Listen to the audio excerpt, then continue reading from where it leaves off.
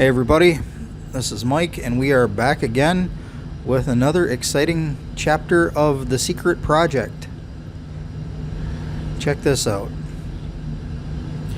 When I got done doing the initial AI work on Bob Ross, I decided that I should do more with it. And the first name that popped into my head was Salvador Dali. But, well, the first rendition, I guess, with the melting clocks on the shield.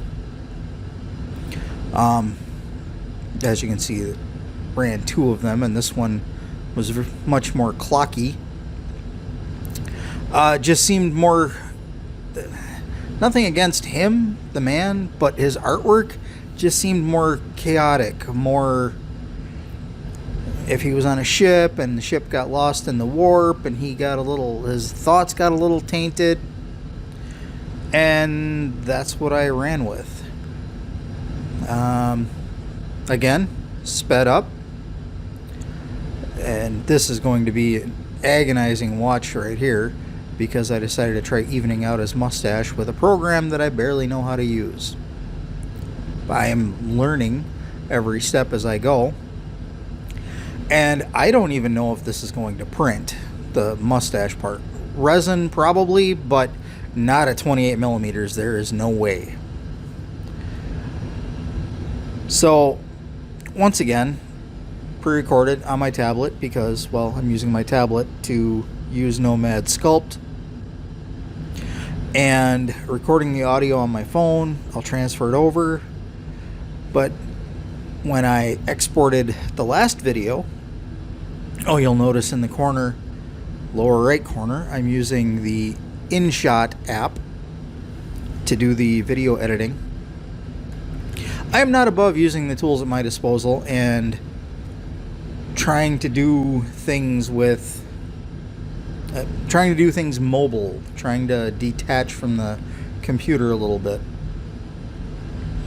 I forgot the name of the other video editor app I was using, but I like this one a little bit better. We'll see what happens. But when I exported the Bob Ross video, I discovered that the 11-minute video was over a gig. Now I know that YouTube will take that, but when I export a video from Camtasia Studio 9 on my PC, a 20-minute video is only 500 or 600 megs. So I'm planning on taking these completed videos into my computer, into Camtasia Studio, letting that do its exporting, rendering, compressing, whatever it does, and hopefully I will have the same video with a much smaller size. That's a personal thing. I don't know. I just feel like I need a smaller size.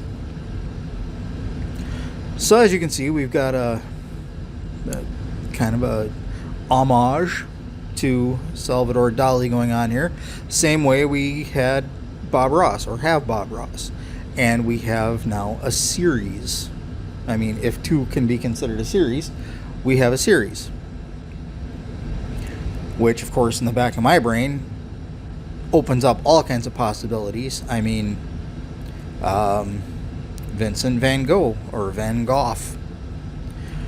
But would he be considered chaos? I mean, his life was a little chaotic. I don't know. But I probably have to generate one of each, a Space Marine and a Chaos Marine, and see which one feels right.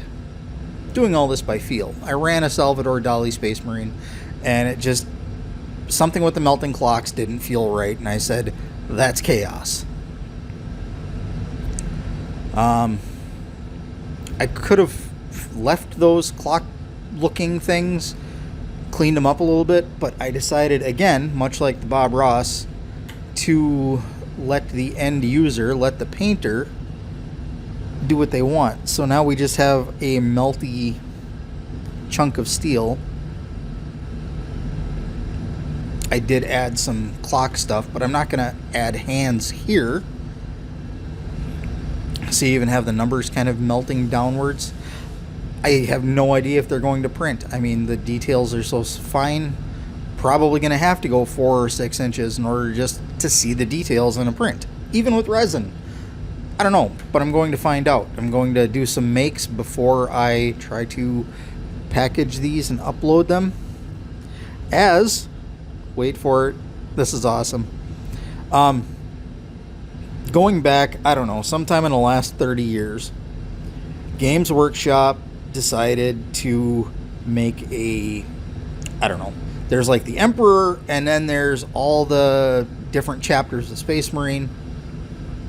And then they decided to make like the one dude, the one like champion for each chapter that their DNA kind of passed on to the chapter. Like the chapter has some of their DNA and it kind of shapes their strengths and weaknesses and such.